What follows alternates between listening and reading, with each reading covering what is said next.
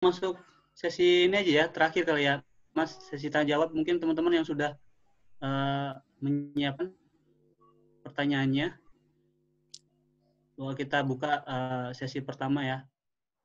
Itu 3 Mungkin penanya, monggo silakan teman-teman boleh di ya chat box silakan. atau langsung bertanya langsung. Oh ya Mas, Dan sebelum itu nanti ini saya dibagikan kan ya uh, slides-nya. ya, Ya. nanti ini ada di YouTube Mas. Nanti kita Oh ya. ya. Oh ya, sebelum teman-teman bertanya mungkin saya bertanya duluan ya Mas. Monggo Nah, Mas Agung. sebelum teman-teman ya. Ini Mas, kan di era yang sekarang ini kan hoax nih merajalela nih Mas. Ya. Nah, gimana nih tips beberapa seenggaknya meminimalisir hoax lah. Itu kan juga salah satu cara berpikir secara kritis kan. Entah misalnya harus pandangan yang dari sisi A, dari sisi B dan lain sebagainya gitu. Nah, biar nggak benar-benar kejangkit hoax yang begitu ini gimana Mas? Meminimalisir lah setidaknya gitu. Oke. Makasih Mas Agung. Uh-huh. Jadi ada beberapa teori ya yang bisa kita gunakan untuk mengevaluasi sebuah informasi. Salah satunya yang pertama itu adalah authority. Authority itu kepenulisannya. Jadi siapa yang menulis? Itu bisa misalnya gini. Misalnya yang kemarin deh yang deket. Anji menyampaikan virus corona itu tidak berbahaya. Nah, secara kepemilikan, secara personal gitu, secara kapabilitas dari orang tersebut itu bisa valid nggak informasinya? Mas Misalnya tadi yang gimana? tadi keputus bisa ulang Mas? Misalnya yang paling dekat kemarin itu Anji menyampaikan virus corona tidak berbahaya, misalnya. Nah, kalau dari sisi orangnya, apakah dia punya expertise di bidang itu? Tidak. Enggak kan? Nah, itu salah satu cara yang bisa kita gunakan. Jadi authority itu kalau misalnya kita mendengar mendengar informasi baik itu di media cetak maupun di televisi maupun di YouTube, authority-nya yang perlu kita perhatikan. Jadi apakah dia reliable apa enggak? Apakah orang itu reliable apa enggak untuk menyampaikan hal tersebut? Apakah dia punya expertise di bidang itu atau enggak? Nah, yang kedua ada coverage. Coverage itu apakah cover dari informasi tersebut. Jadi informasinya itu coverage-nya luas apa cuman certain areas. Misalnya gini. Misalnya Jawa Timur lokasi yang paling banyak terkena virus corona. Bener nggak kalau kita menyatakan Indonesia itu adalah negara apa? Bener nggak kalau Indonesia paling banyak ataupun juga besar kasus coronanya? Ya meskipun benar ya, tapi kalau patokannya dari Jawa Timur, yang Jawa Timurnya itu berarti itu spesifik informasinya untuk Jawa Timur. Gitu ya. Kalau misalnya dibilang 80% warga Jawa Timur terkena corona, itu bukan berarti 80% warga Indonesia terkena corona. Betul, betul. Ya, itu coverage-nya. Ini ada lagi Mas Rifki yang bertanya, monggo Mbak Saya satu Des. lagi ya, satu lagi Ya. yang pertanyaan Mas Agung. Itu Oh ya. ada currency. Currency itu waktu. Waktu itu artinya informasi yang 5 tahun yang lalu atau 10 tahun yang lalu dihadirkan belum tentu sama dengan apa yang kita rasakan hari ini. Jadi ada waktu itu juga ada informasi itu juga ada waktunya. Kapan dia obsolete ataupun kalau misalnya kata film AADC kan basi gitu ya, informasinya basi. Oke, pertanyaan dari Mbak Mia ya. Mbak ini Desriani. Monggo Desri, Mbak. monggo Mbak Desriani. Halo Mbak Halo Desriani. Kak. Oh, Mbak Desriani. Sebelumnya makasih udah dikasih kesempatan. Mbak, suaranya dikencengin lagi. Boleh? Oh, iya ya, sebentar.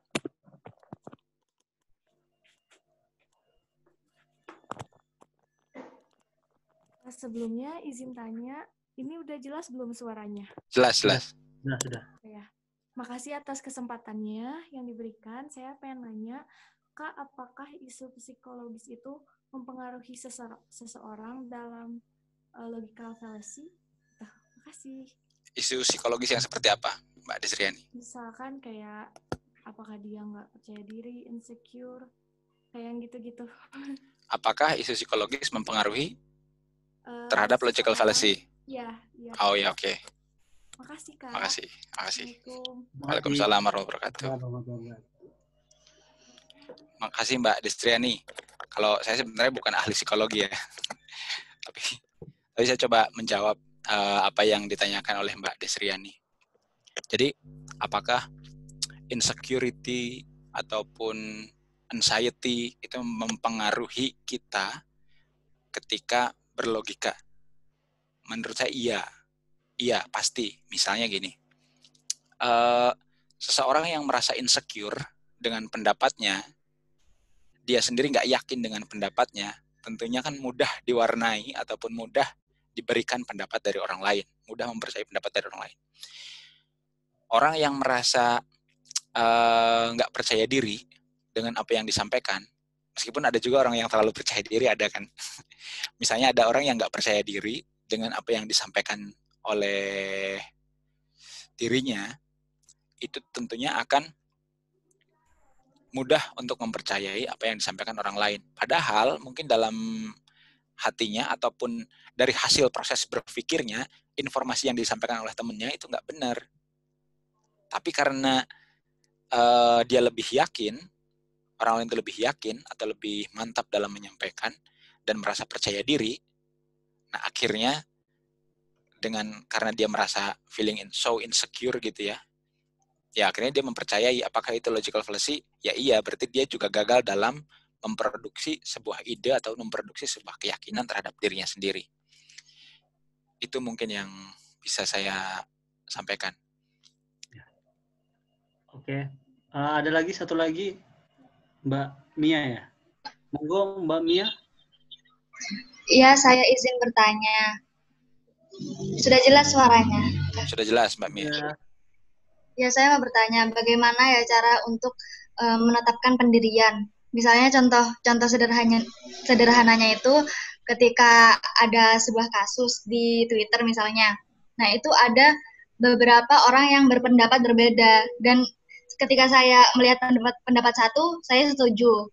Ketika melihat pendapat dua, saya juga setuju gitu loh. Jadi kayak labil gitu, nggak ada pendirian sama sekali. Itu saja.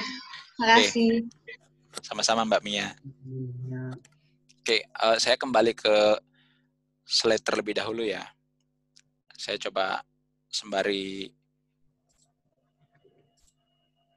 Makasih Mbak Mia. Ini memang beberapa hal semacam ini banyak dialami akhir-akhir ini karena memang arus informasinya cukup cepat dan padat ya. Jadi kita tidak ada waktu. Maka dari itu, bagi saya, teman-teman harus mencoba untuk melakukan tahapan-tahapan yang ada di Bloom's Taxonomy. Mungkin teman-teman bisa mendalami lebih jauh tentang Bloom's Taxonomy. Tapi yang jelas, tahapannya kalau teman-teman masih di-remember sama understand, teman-teman banyak mengerti. Informasi-informasi itu banyak kalian mengerti gitu. Banyak kalian mendapatkan, meresap informasi. Tapi kalian belum tentu bisa mengaplikasikannya.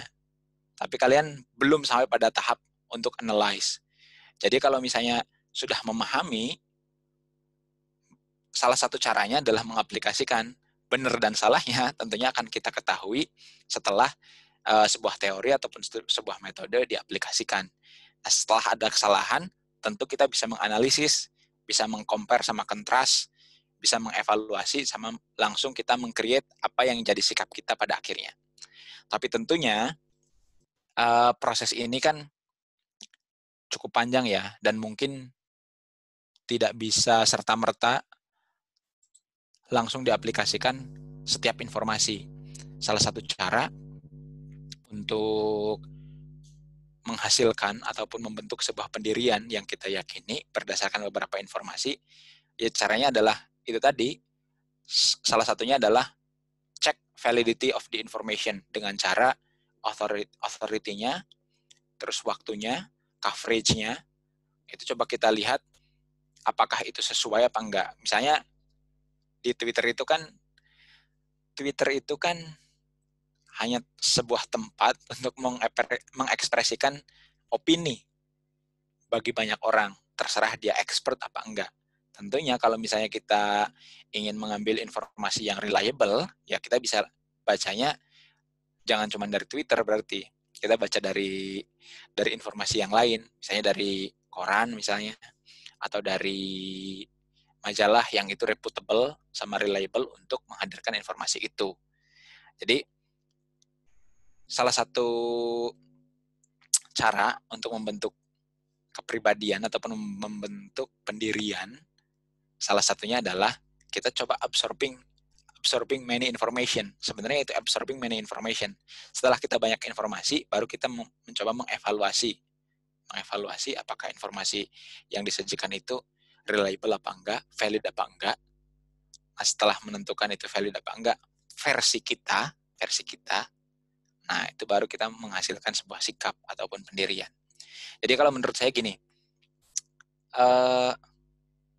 keyakinan kita tentang sesuatu itu adalah etalase yang akan kita hadirkan kepada orang lain. Tapi proses berpikir itu yang ada di dalam kepala. Orang mungkin nggak tahu proses berpikir kita semacam apa sehingga kita sampai pada keyakinan A. Iya kan? Yang dihadirkan itu adalah sebuah keyakinan. Misalnya gini, kita meyakini bahwasanya menjadi orang itu harus baik, misalnya gitu ya. Mungkin banyak orang yang nggak setuju, tapi proses berpikir di dalam diri kita membuat kita meyakini bahwasanya menjadi orang itu adalah harus menjadi orang yang baik. Terserah ketika orang lain, kamu terlalu baik misalnya, kamu ini A, B, C, D, dan lain sebagainya. Itu terserah karena kita sudah punya proses berpikir sendiri dan sikap kita adalah menjadi orang baik. Yang bahaya kan kita nggak punya sikap sama sekali. Terhadap pilihan-pilihan ataupun terhadap sesuatu yang kita putuskan.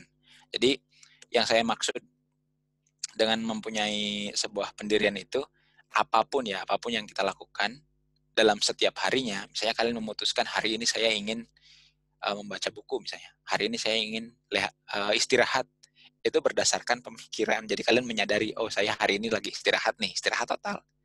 Saya hari ini adalah sedang belajar dengan sungguh-sungguh. Jadi itu dalam setiap harinya jangan sampai kalian melewati sesuatu.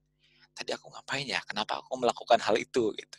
Nah, jangan sampai seperti itu. Jadi segala sesuatu dalam setiap tahapannya berdasarkan sebuah proses berpikir yang dilakukan. Tapi jangan sampai overthinking ya.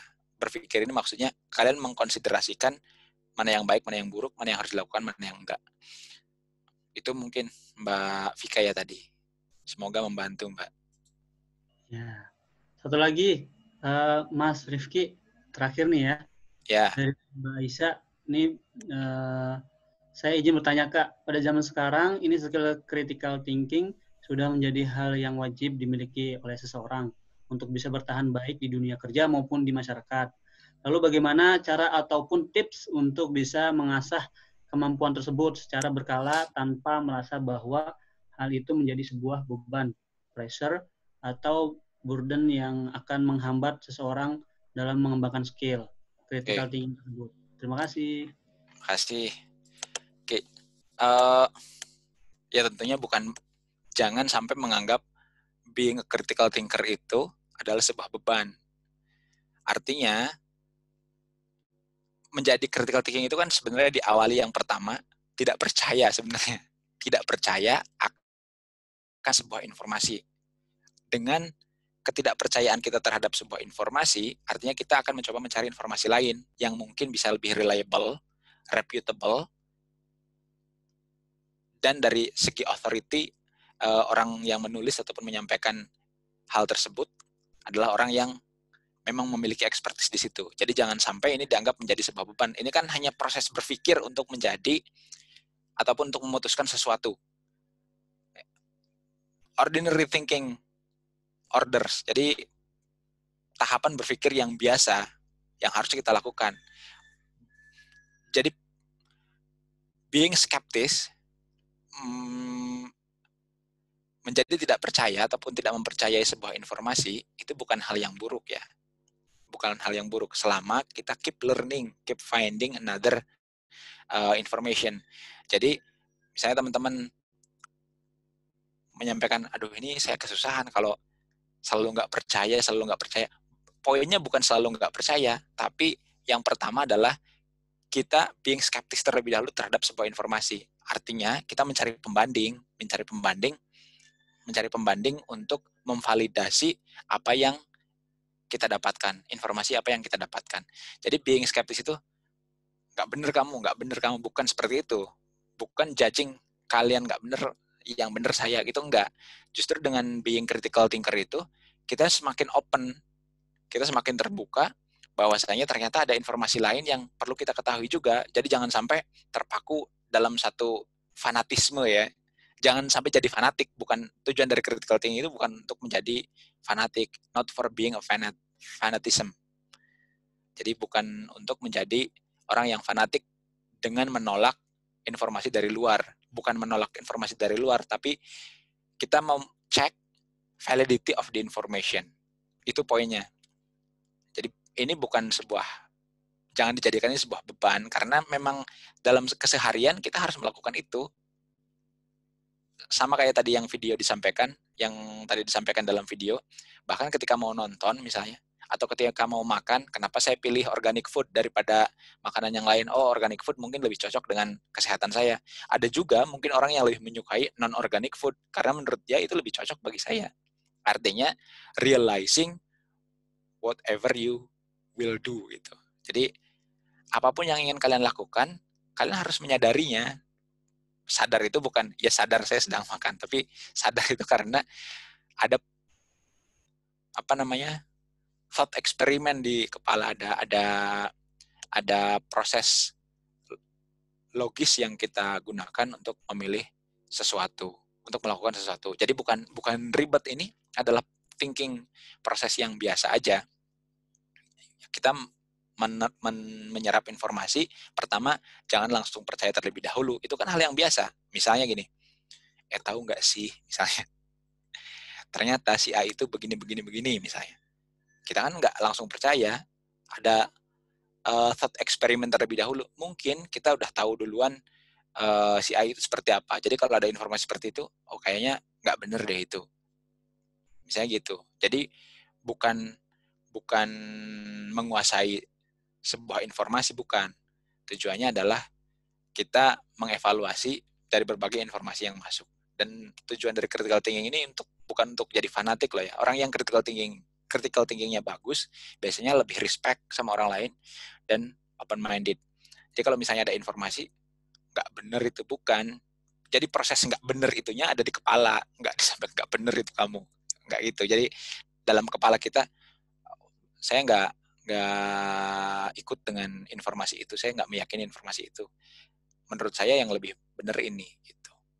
Itu ada yang proses thought experience itu ada thought eksperimen itu ada di kepala kita masing-masing. Itu mungkin Mas Agung. Udah meleset jauh ya ini waktunya ya.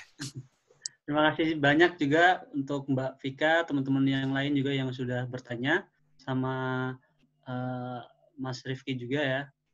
Ini ya, mungkin betul. Untuk ada yang mau disampaikan lagi untuk terakhir, Mas Rifki? Yang terakhir sih sebenarnya ini. Saya belum sampai di slide terima kasih ya, sebentar.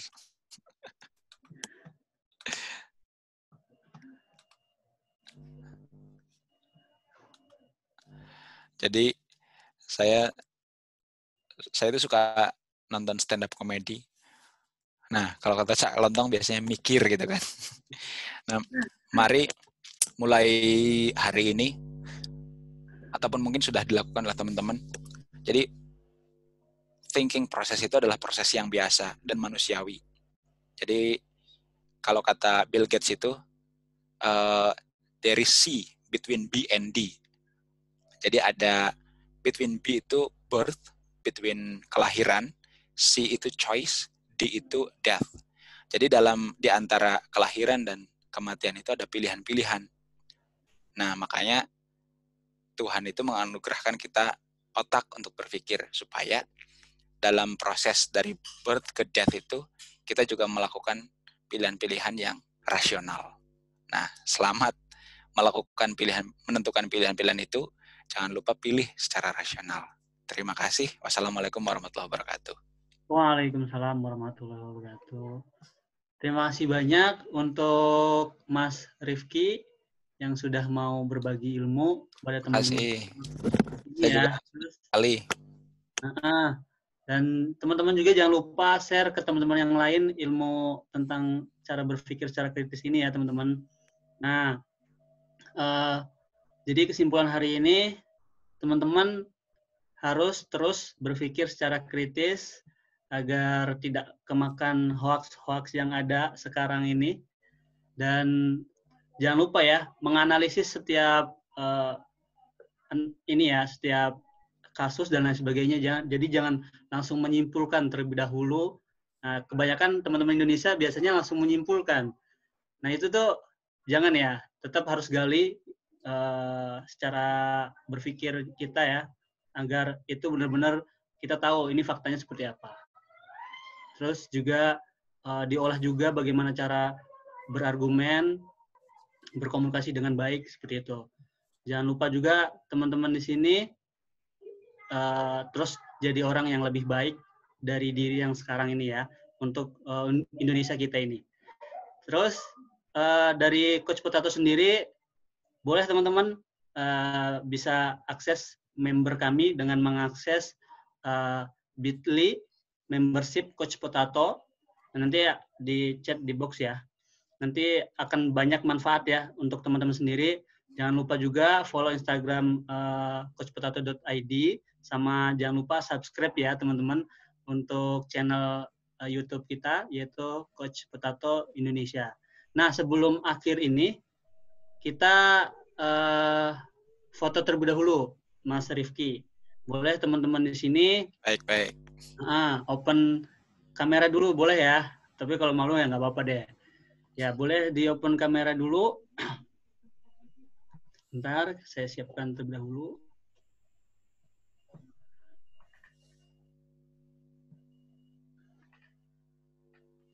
Oke. Ini nggak ada yang mau ini ya, open ini, nggak apa-apa. Boleh. Ini aja ya. Saya screenshot terlebih dahulu ya.